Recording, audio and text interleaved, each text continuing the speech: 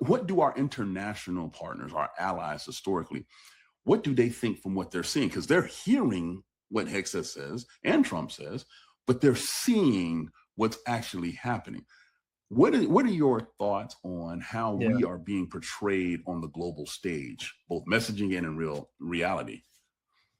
Oh, well, I mean, there's plenty of reporting and polling to show it. America's, standing has really sunk in the last year.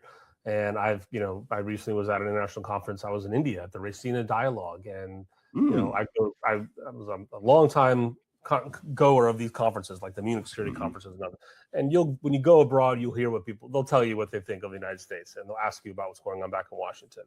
And this was, a real different vibe. And it was the week after the war started. So it was just another layer of, oh my gosh, what is going on?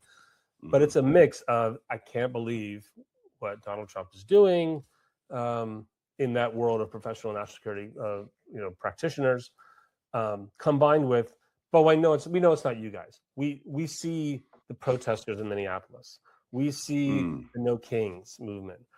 We see those they know they have that too. There are right-wing political parties with power who have had significant amount, up 20% of parliamentary seats in some cases for a long time. Europeans are used to having a right wing have power and be in control. Maybe not be as at Donald Trump's level, Right. So they can understand that too. And I go to what you were saying earlier about signaling the message versus the reality. I'll often say the intelligence and defense community is huge and it's global. And there are like any other people that have been working in it for decades and have relationships that they've built with each other internationally for decades.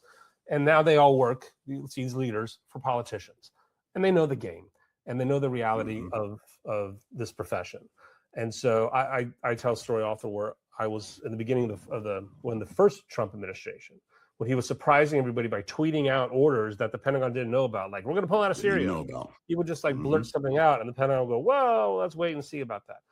I was on a trip to London where we met senior intelligence and national security officials there, and I asked them, I go, how do you guys react when you see something like that? Like, what alarm bells go off here?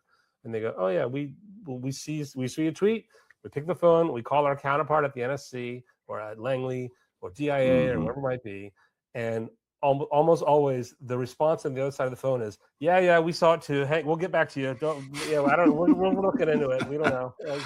Hang tight.